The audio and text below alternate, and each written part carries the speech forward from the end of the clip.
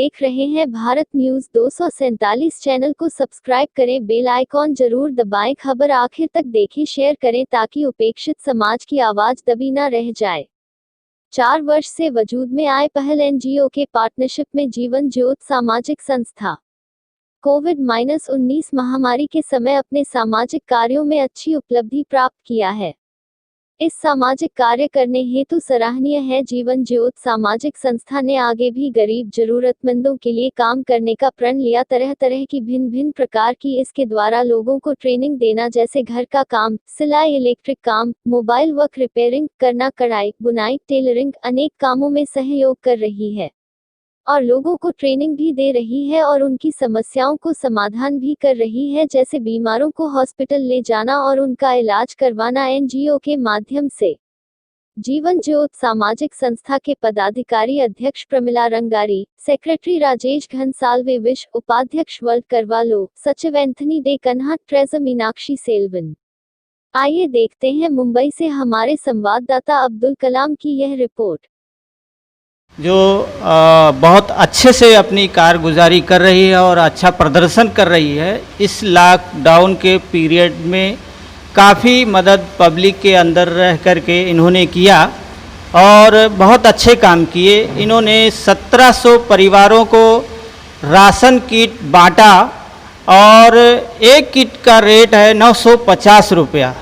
जो ये पैसा आया हुआ है ये किसी डोनेशन के रूप में नहीं आया हुआ है, बल्कि ये पैसा आपसी कंट्रीब्यूशन से जुटाया गया है, जो काफ़ी महत्व रखता है अपने आप में। और एनजीओ अपने में एक महत्वाकांक्षा रखती है अपने यहाँ लोकल पब्लिक के ऊपर जो इन्होंने काम करना चालू किया है और लोगों में एक अवेयरनेस पैदा करने की जो ठानी है। आइए कुछ पदाधिकारी हमारे बीच में उपस्थित है, मिलते हैं और उनसे पूछते हैं कि आगे एनजीओ क्या काम करना चाहती है और कौन कौन से काम किया है। तो मिलते हैं, हमारे बीच में उपस्थित है महिला अध्यक्ष ज्योति एनजीओ की प्रमिला रंगारी मैडम। मैडम ने आपका करियर कहाँ से चालू हुआ? क्या चीज़ आपको प्रेरित किया कि आपने एनजीओ स्टार्ट किया?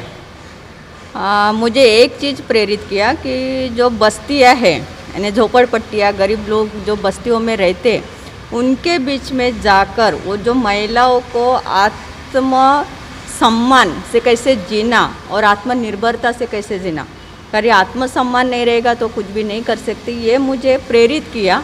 और मैं उस वजह से झोपड़पट्टियों में, बस्तियों में काम करने लगी। उनको बचत कैसे करना, सेविंग कैसे करना, ये मैंने सिखाया और उस हिसाब से अभी वो जो बचत कर रही है वो अच्छे से बचत कर रही है। और अभी जो कोरोना पॉजिटिव का जो अभी एक परिस्थिति चल रही है, इस परिस्थिति में हमने जो राशन बांटा है लोगों के बीच में, क्योंकि सभी लोग बोलते हैं कि गरीबी हटाओ, यानी बस्तियों में गरीबी है, लोगों के पास खाने के लिए नहीं, गरीबी हटाओ, लेकिन उनको आत्मसम्मान और आत्मनिर्भरता नहीं सिखाते कि आत्मसम्मान से कैसे रहना है, आत्मविश्वास से कैसे रहना है और आत्मनिर्भरता हमारे बीच में कैसे। जब तक उनके बीच में आत्मविश्वास नहीं होगा और आत्मनिर्भरता नहीं होगा तब तक गरीबी नहीं हटेगी। बोलने में कोई जाता नहीं है, लेकिन वो करने में जाता है और हमारी संस्था उनके बीच में जाकर वो कार्य कर रही है। आज सभी लोग कोरोना के भय से घर में बैठे हुए, लेकिन हमारे कार्यकर्ता, हमारे जीवन ज्योत के कार्यकर्ता पदाधिकारी है, वो बस्तियों में जाकर घर में जाकर सर्वे करके जिनके घर पे राशन नहीं है उनके घर पे जाके राशन पहुंचा रहे। ये कार्य हमें बहुत तारीख से, यानी बहुत बड़े लेवल पे हम लोग कर रहे हैं। यानी 1700 फैमिली को आज तक हम लोगों ने किट दिए और वो एक किट का प्राइस था 950 रुपया था। और वो हमने पहल एनजीओ की सहायता से, परमेश्वर के अनुग्रह से और पहल एनजीओ के सहायता से हमारे जीवन जो संस्था ने आज तक घर घर में जाके राशन पहुंचाए। जैसे पहल एनजीओ एक अपने में अलग अपना जो है महत्व रखती है, आपकी सामाजिक सेवा जो है जीवन ज्योत सामाजिक संस्था, तो आप सामाजिक संस्था जीवन ज्योत के माध्यम और पहल एनजीओ के पार्टनरशिप में हैं या आप जो है अलग सेपरेट? नहीं, हम पहल एनजीओ के पार्टनरशिप से हैं। हमने उनके साथ में पार्टनरशिप किया है और जो भी हम काम कर रहे हैं पहला से पार्टनरशिप नहीं था। जब ये अभी परिस्थिति आई, कोरोना की परिस्थिति है, उसमें हम लोगों ने पहल से पार्टनरशिप किया है। उसके पहला नहीं, उसके पहला खाली हमारी एनजीओ जीवन जो सामाजिक संस्था यही काम करती और वो लोगों के बीच में, बस्तियों के बीच में आत्मविश्वास और आत्मनिर्भरता ये जागरूकता हम कर रहे हैं। और दूसरी तरफ हमारे पास एक मौजूद हैं राजेश घोंसाल्विस सर, जो इस संस्था के सेक्रेटरी है। आइए उनसे दो शब्द। सर, एनजीओ के माध्यम से अभी तक आपका किया हुआ कार्य?